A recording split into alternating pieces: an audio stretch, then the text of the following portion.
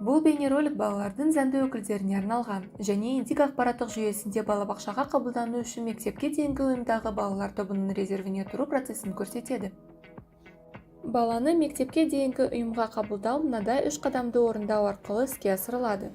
Ваучер алуға кезекке қою, ваучердің берілуін күту, құжаттарды жинау және мектепке дейінгі ұйымға қабылдау. Осы бейнероликте мектепке дейінгі ұйымға қабылдау процесінің бір бөлігі көрсетілген. Балабақша мен топтың резервіне тұру.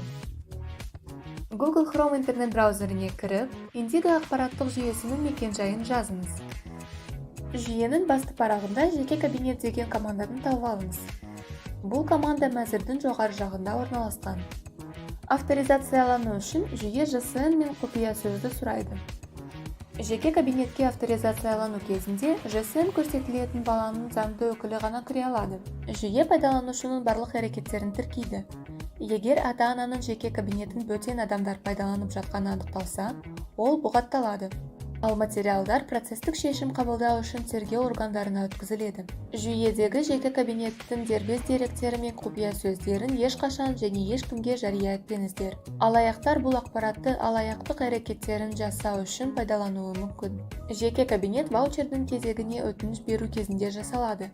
Сондықтан жеке кабинетке кезекке қоюға өтініш берген ата-ана немесе ваучер берілген және мектепке дейінгі ұйымға баласы қабылданған ата-ана ғана кіре алады. Жеке кабинетте берілген ваучерлер деген бөлімді таңдаңыз. Егер ваучеріңіз әлі іске қосылмаған болса, онда ваучердің өзінде балабақшаны таңдау деген батырма болады. Оны басқаннан кейін жүйе қысқаша нұсқаулықты ашады. Оны оқығаннан кейін іздеу деген батырманы басыңыз. Жүйе дәл қазір балаңызды қабылдау үшін жарамды бос орындары бар қаладағы барлық мектепке дейінгі ұйымдарды көрсетеді.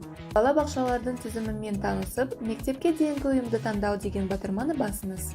Жүйе балаңызды қабылдай алатын топтардың тізімімен танысу үшін нысанды ашады.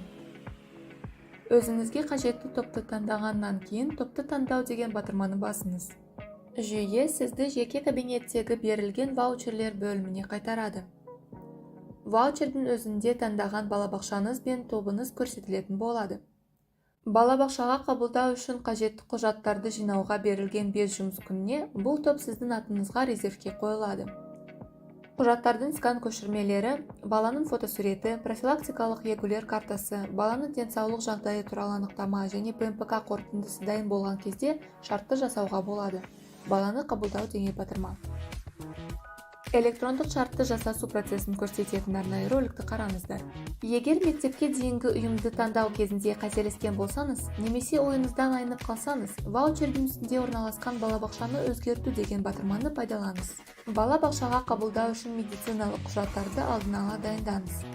Бұл емханалардағы ұзақ кезектерге қарамастан ваучердің шектелуі іске қосылу мерзімін сақтауға мүмкіндік береді.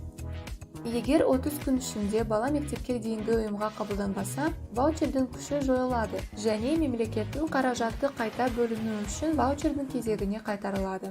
Егер өзіңізге қажетті балабақшаларда баланың жасына сай келетін орындар болмаса, бұл мына себептермен байланысты болуы мүмкін. Мектепке дейінгі ұйым бос орындарды әлі жарияламаған. Бұл жағдайда мектепке дейінгі ұйымға хабарласып, баланың жасына арналған орындарын жариялану кестесін анықтаңыз. Мектепке дейінгі ұйымдағы барлық орындар бітіп қалған. Бұл жағдайда басқа мектепке дейінгі ұйымды таңдап, ваучерді сақтап қалу үшін соған қабылдана беріңіз.